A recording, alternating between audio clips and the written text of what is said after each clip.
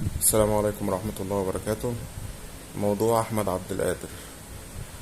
عبد القادر الفترة اللي فاتت طلع كلام إن هو عرض على إدارة الكرة بالنادي الأهلي مبلغ 30 مليون جنيه مقابل إنه ياخد الاستغنى بتاعه، وكفى الله المؤمنين شر القتال، ويخرج بره النادي ويمضي للنادي اللي هو عايزه.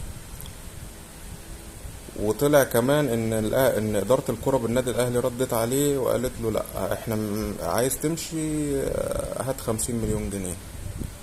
المفاجأة بقى ان الكلام ده ما حصلش، ان ادارة الكرة في الاهلي ما ردتش وقالت هات 50 مليون واتكل على الله. ادارة الكرة بالنادي الاهلي رفضت الموضوع فقط. محدش طلع قال احنا عايزين رقم فلاني، عايزين كذا عايزين كذا. الكلام ده عار تماما من الصحة.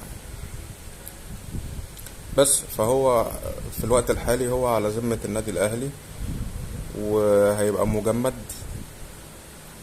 ومحدش هيفكر ان هو يشممه ريحة الملعب يعني. هيتمرن عادي عادي جدا، مفيش اي مشكلة. هينزل التمرين عادي وهيتمرن في الجيم، لكن مش هيخش القايمة، مش هيلعب مباريات، مفيش اي حاجة. وانا مع القرار ده. ليه؟ لان انت جالك عروض كتير، والاهلي جاب لك عروض جوه مصر وبره مصر، وانت فضلت ترفض. كل ما يجيلك عرض ترفض، لا ده مش مناسب، لا ده كذا، لا ده كذا، لا ده كذا. فخلاص يعني انت لعيب في النادي الاهلي ومن حق النادي الاهلي، فخلاص بقى يبقى الوضع على ما هو عليه.